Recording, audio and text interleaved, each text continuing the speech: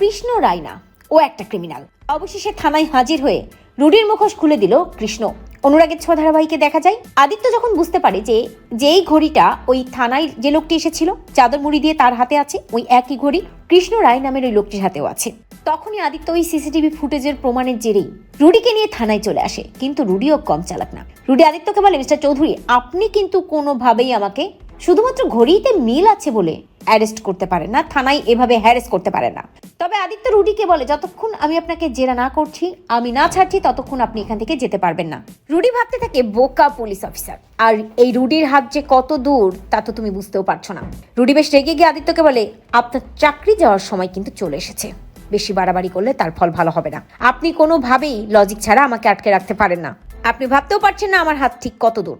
আদিত্য রুডিকে বলে, আপনার হাত যত দূরই হোক না কেন, আমি আপনাকে ছাড়বো না, দেখি আপনি কি করতে পারেন। তখনই রুডি তার লোকজনদের ফোন করে দেয় এবং উপর লেভেল থেকেই ফোন চলে আসে আদিত্যর কাছে এবং ফোনে আদিত্যকে জানানো হয় রুডিকে ছেড়ে দেওয়ার কথা।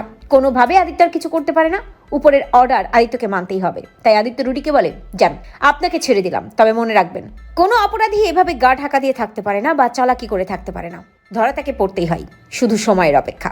রুডি কোনো কথা না বলে মুচকি হাসি দিয়েই থানা থেকে বেরিয়ে যায়। অন্যদিকে আদিত্য ওই সিসিটিভি ফুটেজটা চারদিকে ছড়িয়েও দেয় যে এই লোকটিকে, যাতে কেউ সেটা চিনতে পারে কিনা। আর ওই ফুটেজ এবং ছবি দুটোই দেখতে পায় কৃষ্ণ বেঁচেই থাকে। আর কৃষ্ণ ওই ছবিটা দেখে রুডিকে চিনতে পারে। এটা অন্য কেউ নয়, এটা যে রুডি এ ধরনের কাজ করতে পারে এবং রুডি যে দীর্ঘদিন ধরে এই ব্যবসার সাথে জড়িয়ে আছে সে খবর কৃষ্ণর কাছে থাকে। তাই কৃষ্ণ সাক্ষী দেওয়ার জন্য এবং কৃষ্ণ তার যথাযথ প্রমাণ নিয়ে থানায় হাজির হয়। আদিত্য কৃষ্ণকে দেখে চিনতেও পারে না, কৃষ্ণ যে সুদীপার বাবা আদিত্য তা জানতেও পারে না। তবে কৃষ্ণ থানায় ঢুকে আদিত্যকে বলে, অফিসার, সেদিন যে লোকটি থানায় ঢুকে ওই দুজন ক্রিমিনালকে গুলি করে মেরেছে, আমি তাকে চিনি, সে আমার ভাই রুডি রায়। এই বলে কৃষ্ণ যখনই ছবিটা দেখায় তখনই ওই ছবিটা দেখে আদিত্য চিনতে পারে এবং আদিত্য বুঝতে পারে যে এই দুজন ব্যক্তি এক।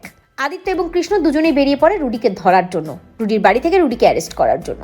তো বন্ধুরা, তোমরা এটাই যাও তো এভাবেই জানো রুডিকে ধরতে পারে আদিত্য এবং রুডি যেন আর চালাকি করতে না পারে। কমেন্ট করে জানাতে ভুলো না।